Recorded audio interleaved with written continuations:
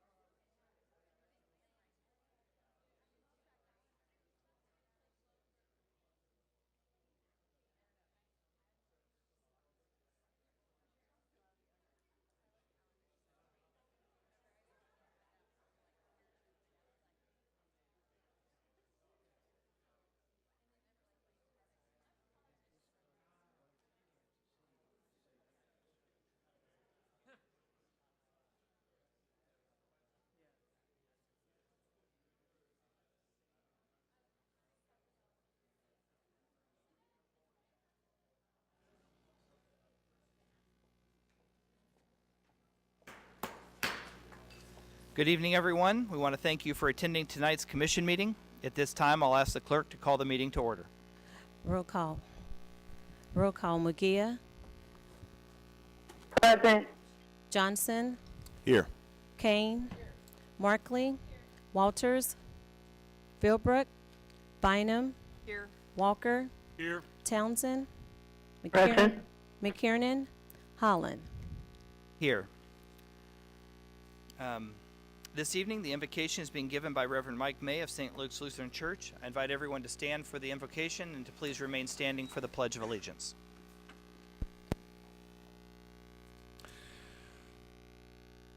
We pray. Lord, we live in a world that wants to pull us apart and divide us into separate little fragments and pieces of human shrapnel. Give us the strength to do the difficult and dangerous and sacrificial thing, to resist those forces, to strive across borders and boundaries that seem all too popular to maintain, to seek a unity that looks beyond easy similarities of race and national origin, gender, and economic status. Most of all, drive out fear. Let us make no fear-based decisions, but grant that we might live confidently in your peace that passes all understanding. Guide us together toward one another. Make us community that we seek to govern and steward our resources on behalf of and in service to one another. Amen. I pledge allegiance to the flag of the United States of America And to the republic for which it stands, one nation, indivisible, with liberty and justice for all.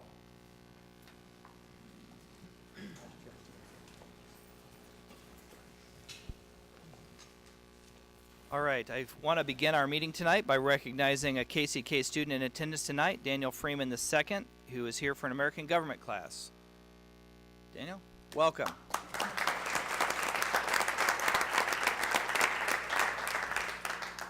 All right, I will ask the clerk if there are any revisions to tonight's agenda. Yes, Mr. Mayor, the blue sheet has been distributed. Under consent agenda, we have a new item, is item number 5. We have 3 plats before the commission. Buchanan's Crossing subdivision, located at 65th and State in Tarami. McKinley Point, located at 14th Street and Grandview Boulevard. P&R, located at Holiday Drive and Inland Drive. Also, Mr. Mayor, under the standing committee agenda, item number 1, that item should be listed as an ordinance recommending for approval tonight, and at the Administration and Human Service Standing Committee, it was a vote of 4-1. Thank you for that correction. All right, our first order of business tonight is a presentation by Alicia Hooks with Kansas City, Kansas Community College regarding the Innovation Center and 100 Garages. Ms. Hooks? Thank you. Greetings, Mayor and the esteemed commission, leadership, and attendees. Just came to basically say thank you and let you know what's going on in Wyandotte County, Kansas City, Kansas, that is being recognized nationally. And it's a program called 100 Garages. And what I mean by nationally is it's going around what's happening in Wyandotte County about organically growing the entrepreneurial economy right here.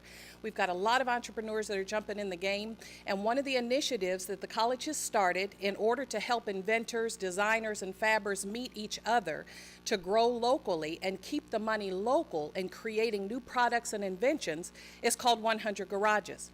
And just to make this presentation quick, basically what it does, it's a free website that's been set up by ShopBot Tools that allows those who have tools and equipments in their garages to meet up with people who have ideas and inventions and need small level manufacturing so that they can meet, negotiate a price, and all of this can happen locally using our own resources. Just in closing, to let you know some of the recognition that has happened, we received a letter of support from Congressman Dennis Moore. We received a tribute from the state of Kansas, Senator David Haley. We received a certificate of recognition from Governor Brownback. And then it was entered into the United States Congressional Record by Senator Jerry Moran. All of what's going on right here in Wyandotte County that's making a national impact. And most importantly, the recognition that we received from the mayor in a proclamation. Thank you very much. Thank you.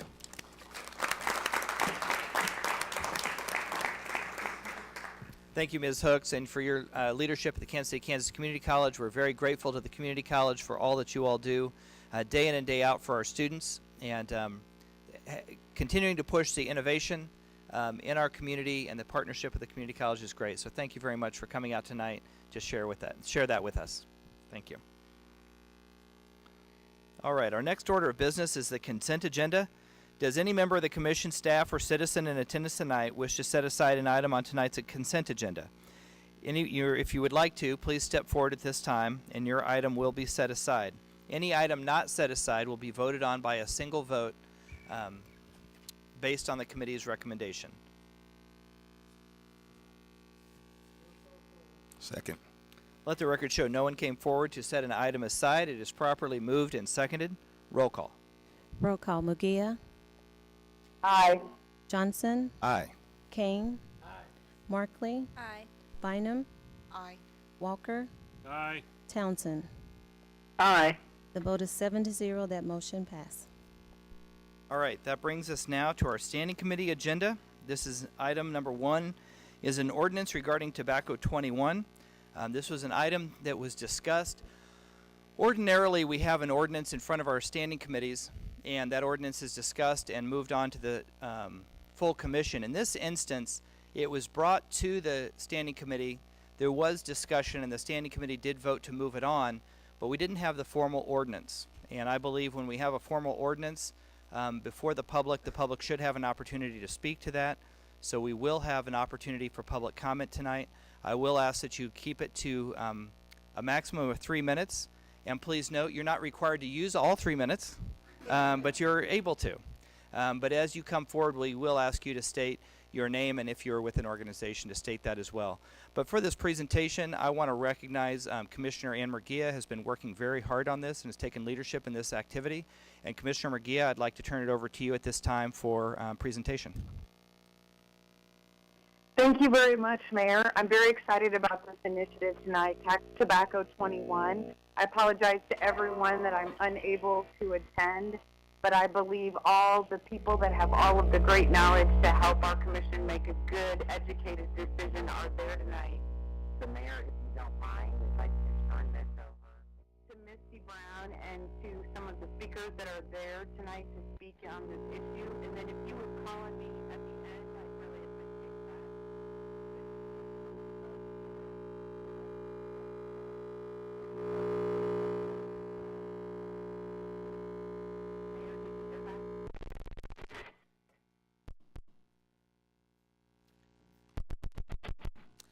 Good evening, Commissioners. Before you have an ordinance which we've subtitled Tobacco 21. Basically, this ordinance would change the legal age to buy tobacco products, including electronic cigarettes, in Kansas City, Kansas from 18 to 21. So currently, a 19 or 20-year-old could buy this product.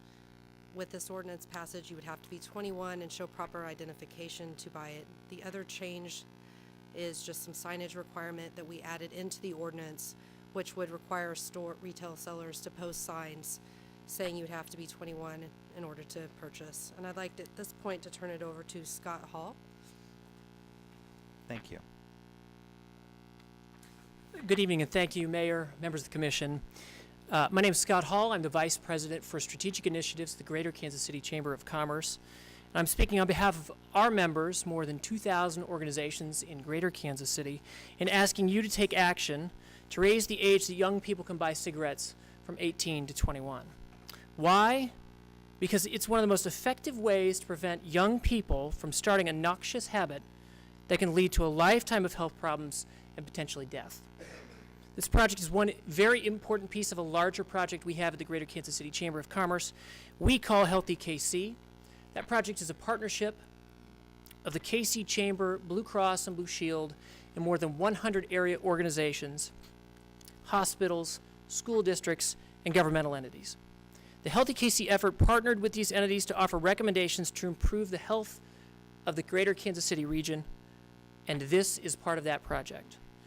I'm excited to tell you that only a few hours ago, the City of Kansas City, Missouri City Council passed an ordinance approving Tobacco 21 in Kansas City, Missouri. And we're here tonight because we hope that KCK will do the same thing, the Unified Government of Wyandotte County, KCK.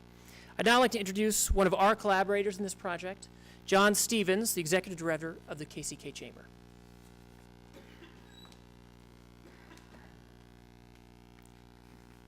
Thank you. Good evening, Commissioners, staff, and Mr. Mayor.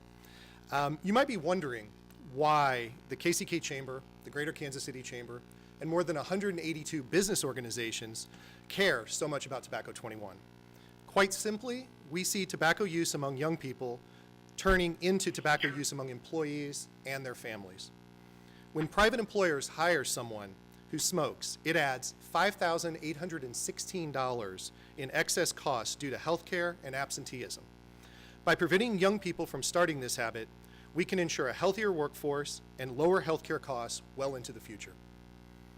To put it succinctly, this is an economic development, a healthy workforce, and a vitality issue. Healthy communities will grow faster and stronger than those that are not. We believe in Tobacco 21 is a step to make Kansas City, Kansas a destination for healthy living and all of the Kansas City metro a destination for healthy living. And we ask you for your support in this effort. That is why the KCK Chamber approved Tobacco 21 in a unanimous vote. I'd now like to turn it over to Dr. Doug Girod, Executive Vice Chancellor of the University of Kansas Medical Center. Thank you. Thank you, John. Good evening, Mr. Mayor, Commissioners. Thank you for allowing us to speak tonight. I'm Doug Girod, the Executive Vice Chancellor of the University of Kansas Medical Center. And it's a pleasure to be here tonight, really as one of Wyandotte County's largest employers. We certainly deal with many of the issues that Mr. Stevens just talked about with our employees. But really tonight, I wanted to talk about this from a community health perspective. Cigarettes actually are the only legal consumer product that if used properly and as intended will kill a third of the regular users. Unfortunately, 95% of current adult smokers started their habit before the age of 21, and the data shows that the earlier a smoker starts, the harder it is for them to quit. I've seen this certainly firsthand. I'm a head and neck surgical oncologist by training. I've treated more than my share of mouth, neck, and throat cancers caused by tobacco and the remarkable havoc that creates on lives and families. And I've certainly operated on several of those folks. And it's amazing to see how hard it is for these people to quit smoking. Even undergoing extensive surgery, radiation therapy, chemotherapy, more than 50% of these folks continue to smoke because it's that hard to give it up. The vast majority of smokers do want to quit. 1 out of every 3 every single year attempt to quit, and they fail. And the reason they fail is really because it's such an intense nicotine addiction that starts when they're teenagers. We know that until we're in our mid-20s, our brains continue to develop. And especially the small neurocircuits in our frontal temporal regions of our brains really control impulse control and our decision-making capacity, and that those neurocircuits can be remodeled and rewired by under the influence of nicotine. Of course, we know that young people are under immense peer pressure as well, and they also tend to pursue sensation seeking, and that really creates a neurologic perfect storm, if you will, for our teenagers in nicotine for nicotine addiction. And we're facing a new epidemic at this point in time with e-cigarettes. Research suggests a very high rate of conversion from the e-cigarettes to normal tobacco products, and we now risk this whole new generation with the potential of lifelong addiction to nicotine. Tobacco 21 focuses on reducing exposure to nicotine during the critical period between ages 16 and 21, when youth are most vulnerable to both experimentation and to addiction. At the KU Cancer Center, we stand ready to treat the cancers in our community as we do on a regular basis. Regrettably, far too much related to tobacco-related cancers. We really cannot handle the wave of cancers coming down the road. And it's in our best interest, and it's in the community's best interest to do anything we can to prevent cancer. We are in our drive for comprehensive cancer center designation, and a major component of comprehensive designation is preventing cancer, not just treating cancer, but preventing cancer. And really, Tobacco 21 is a very important step in that process. So thank you for giving me the opportunity to speak tonight, and I would now like to turn this over to Ms. Rebecca Garza, who's going to talk you through this in a little greater detail. Good evening, Commissioners. My name is Rebecca Garza. I am the Tobacco-Free Wyandotte Coordinator in the Healthy Communities Division of the Wyandotte County Public Health Department, and I'm also proud to say I'm a Rosedale resident. And so Tobacco 21 is a proposal to increase the minimum age of sale and purchase of tobacco products, e-cigarettes, vapor products, and paraphernalia to 21. And the great thing about this policy change is that we have an example of what happens if one community in a metropolitan area does this policy change. And Needham, Massachusetts, pictured there in red, is a suburb of Boston. It's surrounded on all sides by Boston itself or other suburbs of Boston. And they passed their Tobacco 21 policy in 2005. And when they did, in the first 5 years that they had Tobacco 21, they saw a 46% decrease in teen smoking. And at the same time, of course, there are national and regional educational campaigns targeting youth about the dangers of tobacco. But the 16 surrounding communities only saw a 20% decrease in teen smoking. So you can see just how effective adding that Tobacco 21 policy is for a community. And the Institute of Medicine confirmed this with a publication that came out in March of this year, which suggested that teen smoking, the 15 to 17-year-old range, would be reduced by 25% with Tobacco 21. And that really is all to do with social circles. So in our high schools, 80% of our high school seniors are 18 when they graduate. So all of those 18-year-olds are able to provide tobacco products to their younger classmates and friends. So when you raise that age to 21, you really cut off that social supply chain, which keeps tobacco out of our high schools. And you see that effectiveness drop off a little bit as people get older, because as you grow into your 20s, your social circle is so much more expanded. The great thing about this policy change, though, is that we won't see that short-term impact on our local business owners, because there's only 2% of tobacco sales that are attributed to those younger populations. Where you will see the impact is with private business owners, like John was saying, that almost $6,000 of excess cost is on a private employer when they employ a smoker. And this really is an urgent issue for Wyandotte County, because 25% of our population are current smokers. So you can see why the KCK Chamber is here with us today. Another important thing about the age of 18 is that it's a time when our teenagers and our young adults can choose to defend our country. But the thing about tobacco in the military is that tobacco really does undercut our military readiness and harms individual performance. Our wounded warriors who smoke suffer from increased complications and delayed healing, and tobacco use actually costs our Department of Defense $1.6 billion annually. So one of the best things we can do to support our military is to make sure that our teens are not getting addicted to tobacco this young. And that's why these policy changes are so popular.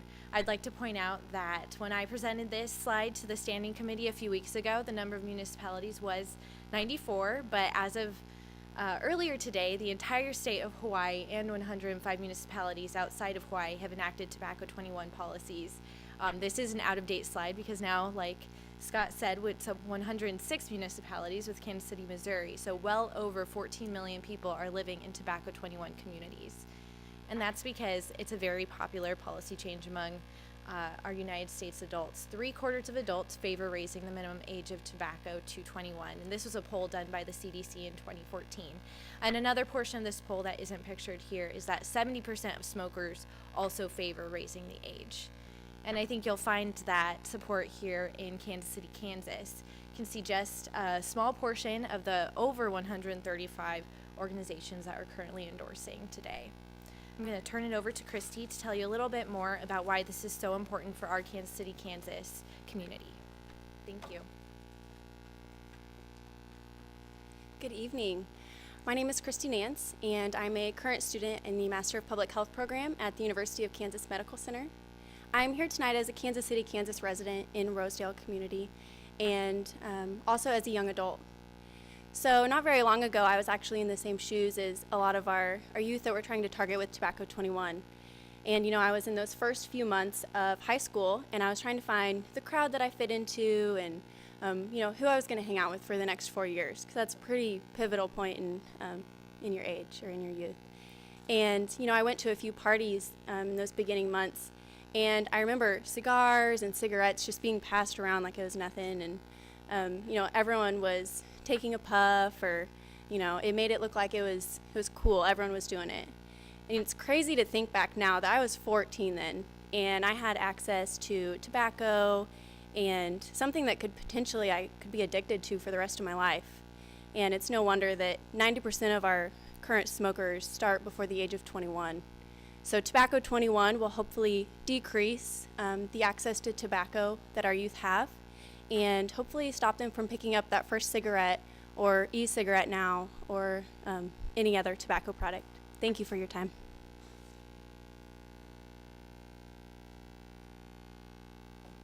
All right, thank you very much. We appreciate everyone who has spoken tonight. Is there anyone else who would like to speak related to this topic? If so, please come forward at this time.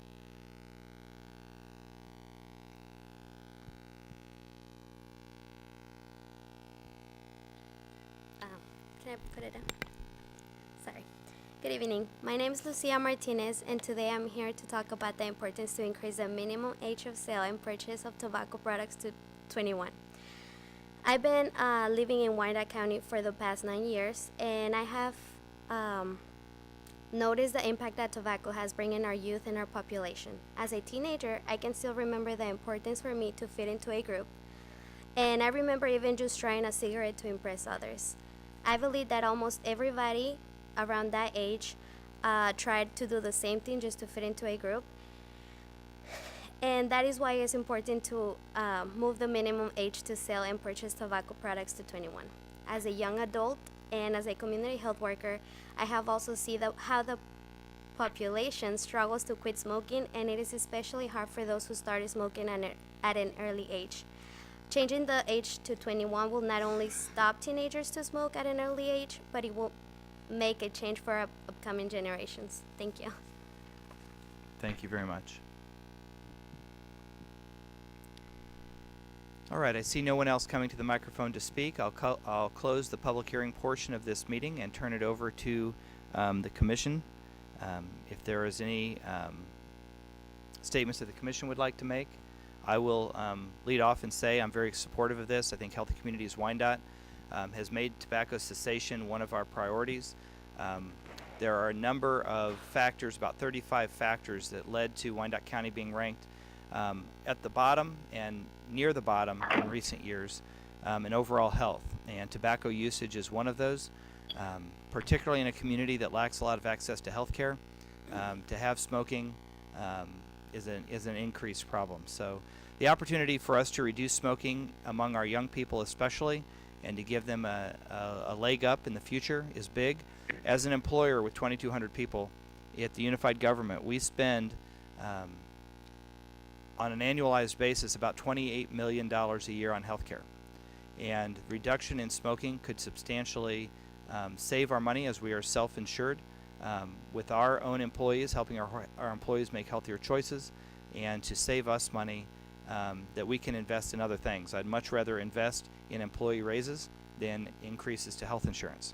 So I think this is an opportunity that we have as a unified government to join up. We did have an opportunity. We were actually ready last week, but we wanted to partner with Kansas City, Missouri, and do a joint rollout together as a part of this initiative. Working with Sly James on this, he feels strongly about it. I know our communities share many of the same needs, and the opportunity to do this together with Kansas City, Missouri and Kansas City, Kansas is a special privilege, and I think it sends a clear message to the rest of the metropolitan area, an opportunity for the rest of the metropolitan area to follow suit and to do the right thing as well. And let's eliminate teen smoking in the entire metro area and get our everyone started off on the right foot. So I appreciate everyone who's worked on this project, and it's a privilege for me to be here tonight to be a part of this historic action. Commissioner Kane. Thank you, Mayor. I did get a lot of emails about this today, and which is interesting. Probably 95% of them were not people who live in Wyandotte County. That makes it even more interesting. And at lunch, I was talked to by a guy that doesn't smoke, and I don't smoke either. But he said, "Why should you dictate to us what we can or what we can't do?" We hire policemen at age 18. We hire firemen at age 18, sheriffs at age 18, and we let people serve our country at age 18. And some of them, when they serve the country, they end up losing their life. But if they came to Wyandotte County on their break, they couldn't smoke or they couldn't buy a cigarette. And we get mad about the state dictating to us what we do with our municipalities, and yet now we're going to dictate to the people that live here or the people that come here. We're to govern, not to dictate. And just so you know, my mom died of smoke-related cancer. But that doesn't give us the right to say, you have to do this or you have to do that because we said so. And it's our job to listen to the people. And I haven't heard anybody that's living here saying, boy, I really like to see this happen, other than the mayor. So I feel very strongly in the opposition of it. And I don't think it's our job to tell they can vote. And I'm not smiling about this at all, like you are. Because I'm dead serious about this stuff. This isn't a joke to me. It's not a joke to the community either. So you can sit in the audience and smile all you want, but it's not appreciated.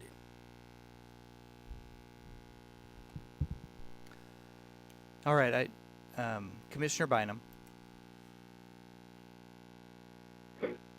Just two quick things. I do support it, number one, and secondarily, could we clarify that what we're asking in our ordinance change is a change in purchase, and we are not criminalizing the possession or use of tobacco for those between the ages of 18 and 21. Is that correct? That's correct, Commissioner. It's just the retail sale of tobacco and electronic cigarettes. Thank you.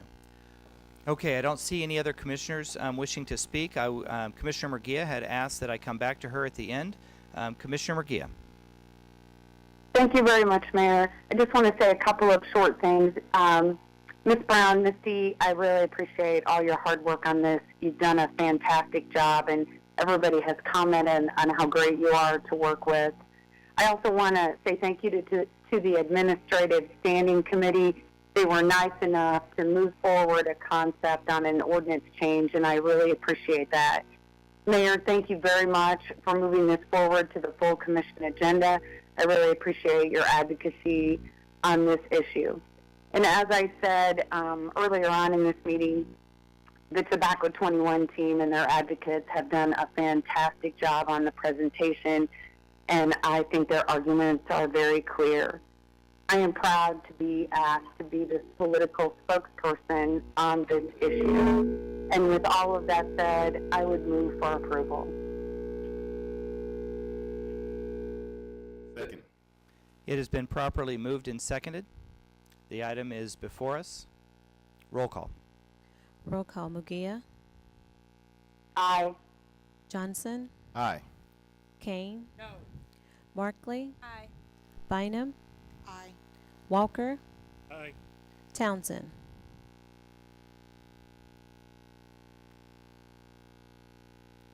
Commissioner Townsend, are you still with us? I'm sorry. Yes, aye. The vote is aye. The vote is 6-1. That motion carries. Thank you. Because there are 6 votes, I don't have the opportunity to vote, but I'd like the record to show my support for this ordinance. Thank you all very much. It is Tobacco 21 in Kansas City, Kansas, and Kansas City, Missouri. All right. That brings us to our next item. The next item is a resolution to adopt the execution of the development agreement and a resolution to set a public hearing on December 17th. I'll turn this over to George Brakovich.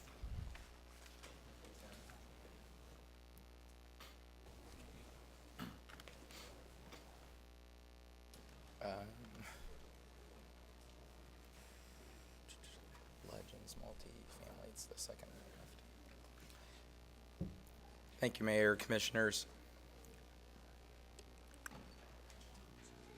Maybe give them a minute to clear.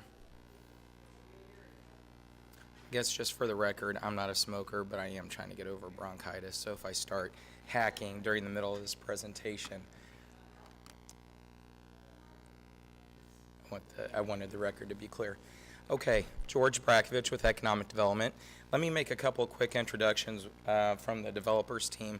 Steve Kuhn is here with EPC Development.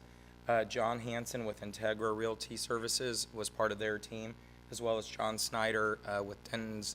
He's counsel to the developer on this. You guys probably know Todd LaSala. Stinson Leonard, he actually was counsel to UG on this. And she's not here tonight, but I need to recognize Anna Kirstlich with UG Legal. She had a large role in this project as well. What we're here for tonight, again, is to discuss a proposal for a new multifamily project with a structured parking garage in the Legends.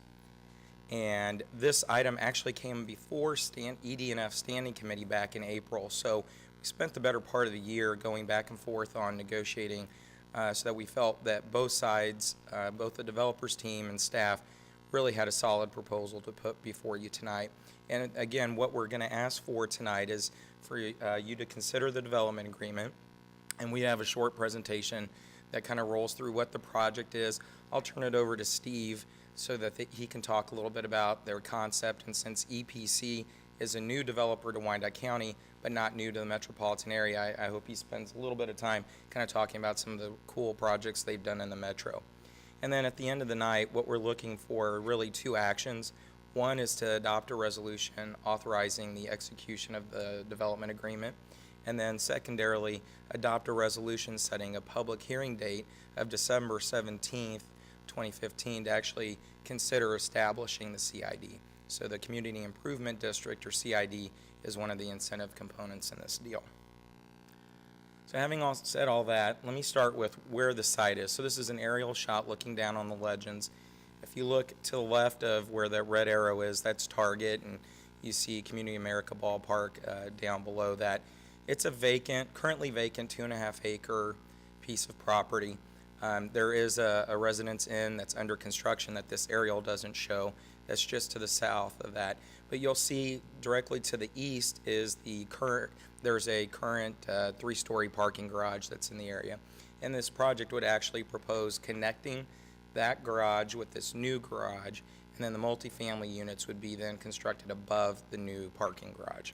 And we've got some slides that show that in a little more detail. Again, some of the details before I ask Steve to talk about the project.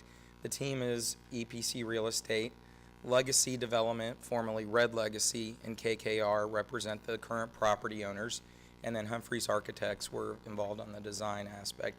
It is about a $50 million total capital investment, and again, the 3-story parking garage. We've got a delineation of what's public parking versus private parking that would be dedicated to the apartment project. That's important to remember because later in the presentation, as we talk about how the CID incentive was calculated, the project is looking for incentives to help pay for public parking, not the private parking component. And I mentioned the bridge connection already. And in total, it's approximately 240 units. I think we could probably get up to about 250, but for the development agreement, we call that a minimum. And again, market rate, 1 and 2 bedroom units by design, which is kind of that general nature of other multifamily projects we've considered in that same corridor. So with that, again, let me turn it over to Steve Kuhn and let him kind of talk about the design element and other projects they've done. And then when he's done, we'll roll through the incentive structure for this project. Steve. Thank you very much, Commissioners. My name is Steve Kuhn. I'm with EPC Real Estate Group. We're a local Kansas City company, started about 15 years ago. We specialize in apartments. We are currently working on our 10th project, mostly in Kansas City, and we've gone to Arizona and Dallas. Can you pull the microphone up, please? Yeah. Is that better? That's better. Better. Hello? Okay. So we've been very active in the last 4 or 5 years building high-density urban projects, and it's interesting that, you know, in the past, urban projects like this were primarily in the downtown urban core. What we found is that people like living in higher density projects, even in suburbia, because they like the lifestyle that's provided and the conveniences that if you can surround a 4 or 5 story apartment project with the amenities like we have at the Legends, people want to live there. So we're developing it all over town. We have a project in Overland Park. We've done 3 projects in Overland Park, another project in Lenexa, one in the downtown Crossroads area. So we've really come to know and understand what people want to rent and the lifestyle that they're looking for. So when Legacy came to us and said, hey, do you want to co-develop this with us, we instantaneously knew that this was a great opportunity because of what the Legends has become. It's not just the racetrack or the casino or the ballpark. It's the 31 restaurants. It's the thousands of jobs that are being created with Cerner and others. So it's a beautiful mix of employment, entertainment, places to shop, to dine. So what we're most excited about is that this is a great opportunity to take what's already great about the Legends and make it better and complete it. And we'll have 300 to 350 people living there that will be shopping and dining and going to the bars and restaurants and walking around and making it more of a full, complete mixed-use destination. So it's a great opportunity for us. It's a great opportunity for the retailers and the Legends and for the city and the town. So it's a little bit about us. A little bit about the design. It is 3-story garage. We're putting 5 stories of apartments on top of it.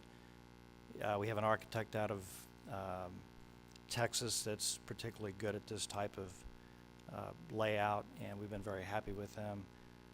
The design is different than I think anything else in town. We have quite a bit of glass and a lot of metal on the outside, so it'll give it a kind of a contemporary urban feel that I think will be very complementary to the architecture of the Legends itself. I think it'll blend in very well architecturally. How does this work? There it is. Okay. This is a shot from the Yard House. If you were walking out the front door of the Yard House, this is looking toward a very, very highly developed corner. You can see the lower glassed areas are leasing office, and where you enter, there'll be an elevator that'll take you up. Again, there's three levels of garage. There'll be a level, an elevator on each of those levels that'll take you up to each of the levels of the apartments. Well, I don't have a a picture of the interior courtyard, but it's going to be really nice pools and barbecue pits and fire pits, and just a very it's going to be a great place to live. It'll be something we'll all be pretty excited about when we get it built.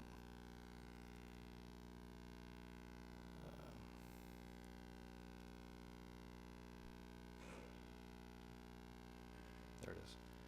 Our first project we built in 2012 is the Village of Mission Farms at 435 and Mission Road.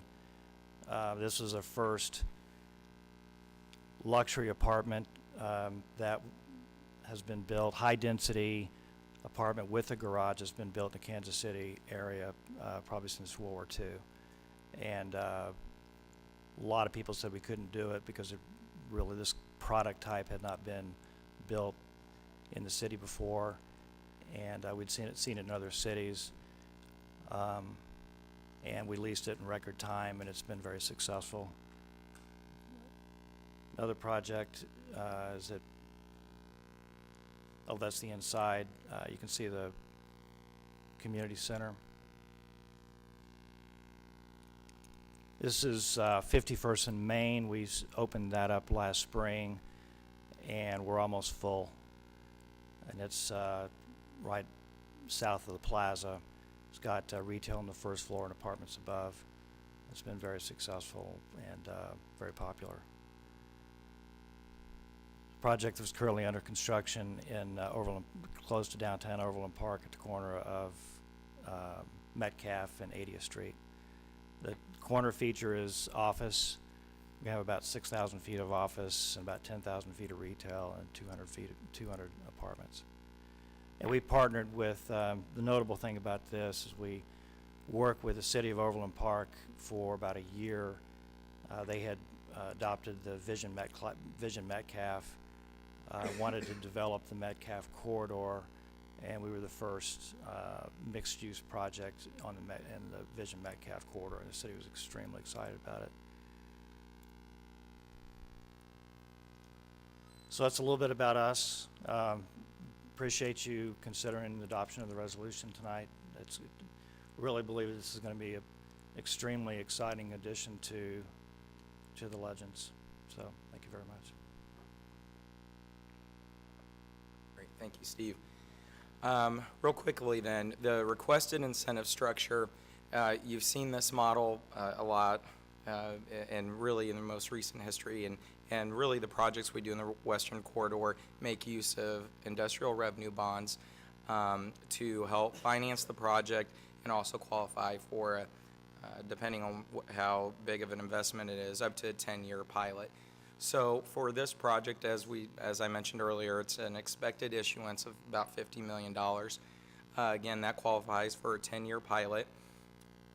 What is different about when we do industrial projects with IRBs, we typically roll over to our tax abatement policy and try to come up with an abatement percentage that the project qualifies for. But it's been our practice for multifamily projects that we typically try to determine a prospective market value and then set that value for that 10-year period. And so that's what we've done here as well. To give you an idea, when we started talking about this project, that whole area had, in terms of the Legends and underlying ground, we determined that there's an annual estimated tax payment of about $9,000 off that 2.5 acres. With this project and the pilot structure we have, year one of the pilot is projected to be, actually, I have $300,000. It's a little over $300,000 a year. So you can see what kind of revenue impact that project has upon year one of completion. Again, that's the standard thing, standard incentive we bring. What's a little bit unique about this project is that they're building a 3-story parking structure. And so the developer asked for some other relief related to the construction of that. And from staff's perspective, we haven't really taken a position to ever subsidize a developer's cost for parking. And I think from a staff perspective, we'll stay strong on that.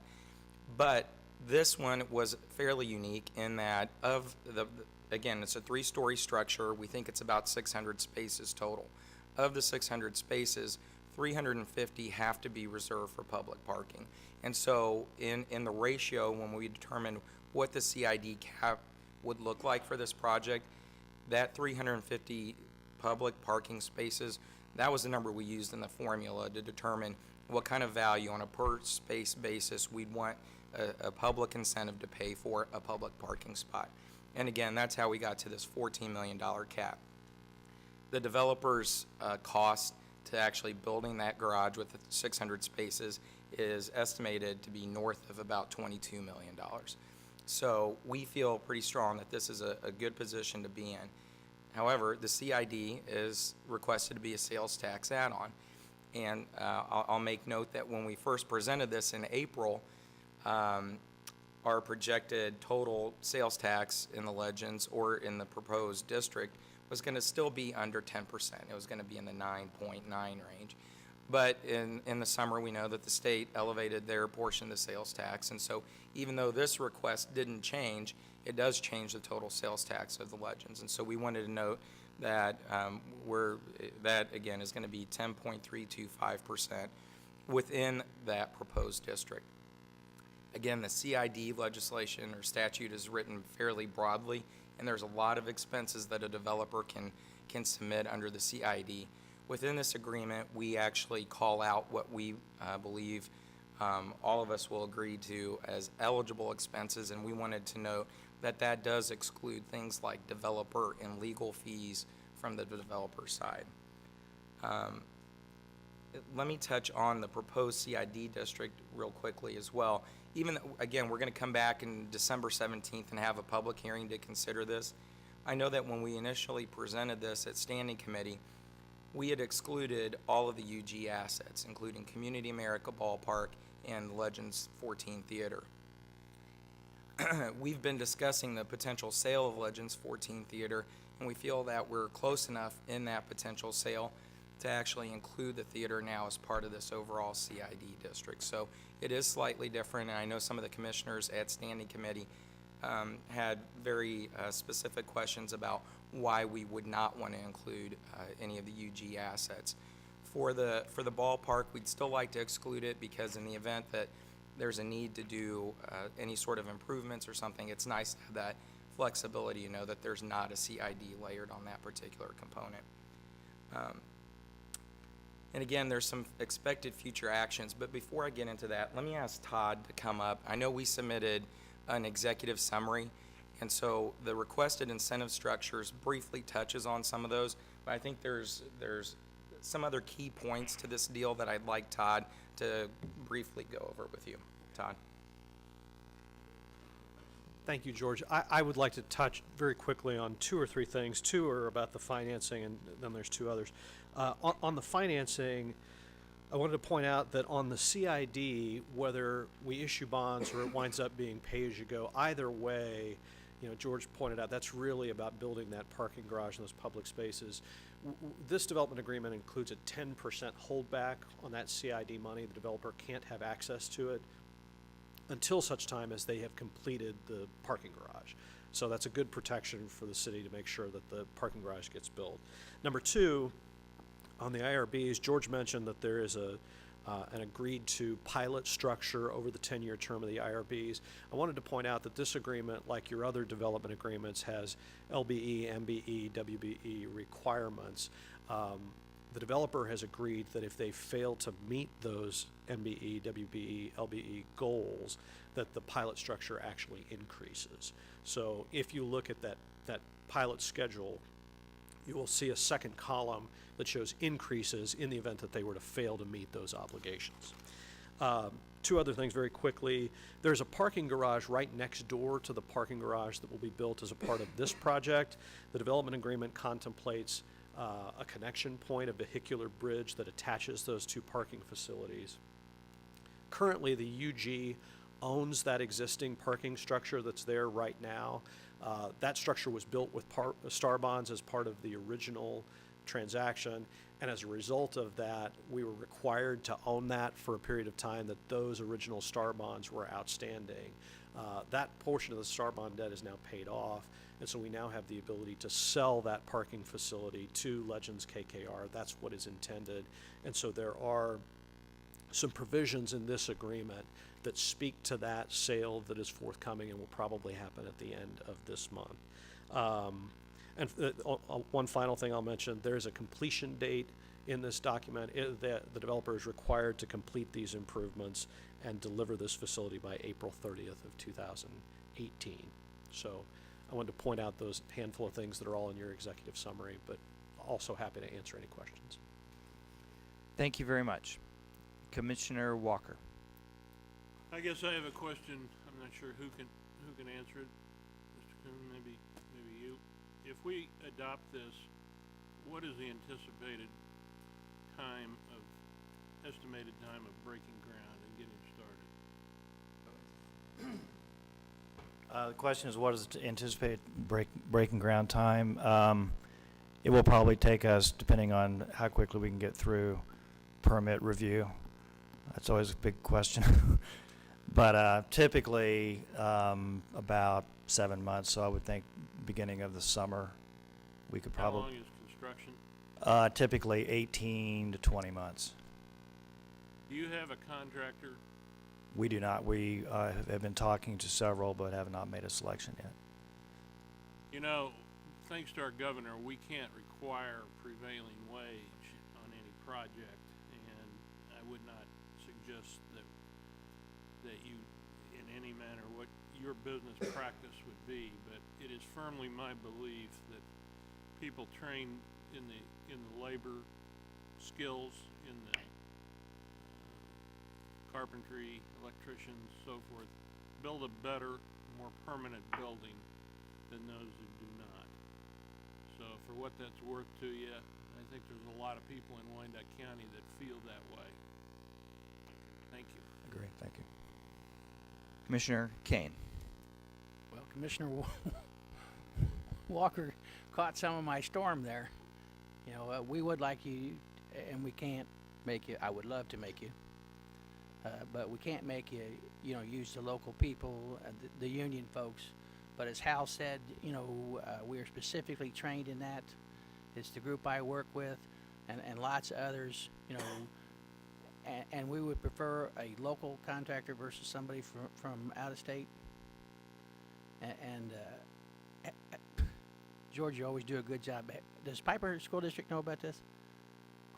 Yes, yeah. I've had discussions with Tim Conrad, the superintendent. I don't know if anyone from the development team has met with him, but they realize the revenue impact. It's not just a tax revenue increase for us to do the project. It's a similar revenue increase for them. Okay, thank you. Yep. Administrator Bach. I just wanted to make a couple comments that staff worked hard with through this project, and that's as George went through and explained the nature of the IRB.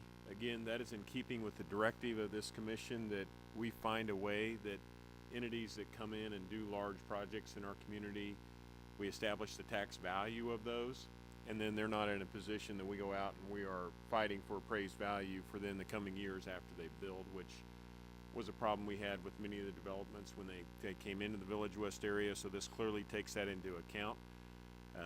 And as George explained, we are setting 100% value of this establishment, and that is what they are paying taxes on according to this IRB structure. So that is set forth, and we know that what that amount is for the coming years.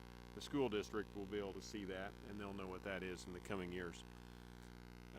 And George also did a good job of explaining that the CID is directed toward an incentive for what increases public parking. That was also an initiative the commission had set out or noted that we need to make sure if we do additional projects that we are providing additional public spaces in the Village West area, and this project sets forth those. So this is in keeping with the issues that were set out for the standing committee last time it was before you, and I wanted to congratulate George and the staff for the way they really worked hard to make sure they kept specific initiatives that the commission has set forth within this deal. I would make a motion, Mayor. Yes. Make a motion that we adopt a resolution executing the development agreement. Can we make them jointly, or do we need to do them separately? The two, Mr. LaSala. Kenny, we'll ask Ken to answer that question. More? If your vote on both motions is the same, they can be voted on together. I would make the motion then to include both resolutions, one authorizing the adoption of the development agreement, and the second setting a public hearing for December 17th to consider establishing a CID regarding the 250 unit, $50 million project we've just spent the last 45 minutes discussing. Second. All right, it has been properly moved and seconded. I would like to also just reiterate, this looks like a great project. We're very excited about adding the housing component to Village West. That's been a missing piece. We're trying to grow the office, we're trying to grow the housing, and they're supporting one another in the growth. I think this is going to be big. I love adding additional parking spaces to the Yard House because that's an important restaurant for me. But I think this is a great project that continues to build the density out west. And just to reiterate, Doug said it again, we've all said it, The pilot structure is not a tax abatement. They're paying full freight for 10 years, and there's no arguing in court. So it's a great opportunity for us, and it's a win-win for the developer as well as the city. They get the industrial revenue bonds, and we get the assurance of directed revenue coming back into the city. So with that, I'll ask for roll call. Roll call. Mugia. Aye. Johnson. Aye. Kane. Markley. Bynum. Aye. Walker. Aye. Townsend. Aye. The vote is 7-0. That motion carries.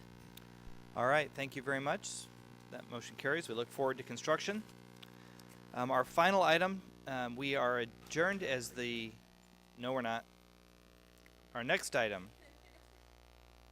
is our administrator's agenda, and I'll turn that over to County Administrator Doug Bach for his presentation of his quarterly report. Thank you, Mayor, Commission. Earlier today, and as you're aware, we usually go over the quarterly report during a special session. That's what we did the last time around. I spent a fair amount going into detail as that was before my last review.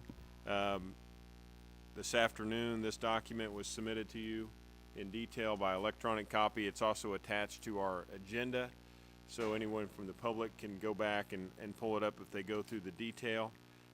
Unless the commission likes, I will just go through a few highlights of tonight's report, and if you have any questions, I can go back or we can call, we can go through and answer, but I'm just going to touch on a couple different pages through this document. In public safety, I'll just note we've had our ongoing labor negotiations with the police, fire, and the sheriff's department. We resolved that with the police department, and then we're actively working with the other two. Also, we resolved that with the dispatch unit. Ongoing fire study, we had our initial report that came out in that regard, so that was definitely a highlight at that time, and then we have ongoing work to bring that forward as we develop our strategies for implementation. Our detention study is ready to come back. It will be there essentially we'll be seeing some of the review stuff in December, but it looks like it'll be January before we're able to present that to the governing body, just where we are with that report. We've established posting of police and fire applications procedures, and we've initiated the RFP process for the police and sheriff operations study.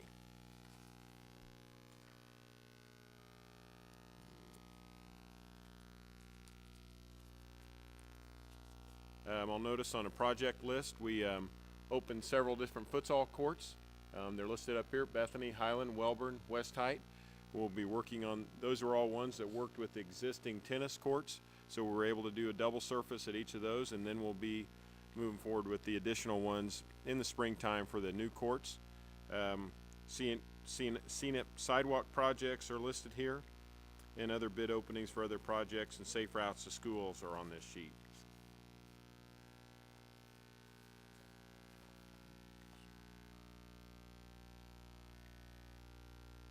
I'll note under customer service, we had several active events in Parks and Recreation. Our second annual Christmas lighting at Wyandotte County Lake. We also had the river race at Cobb Point, which continues to draw large numbers down to that event. Our back to school giveaway at Parkwood Pool, and our hunter safety course at Wyandotte County Lake is always a huge draw in that area, and there are several others that are listed.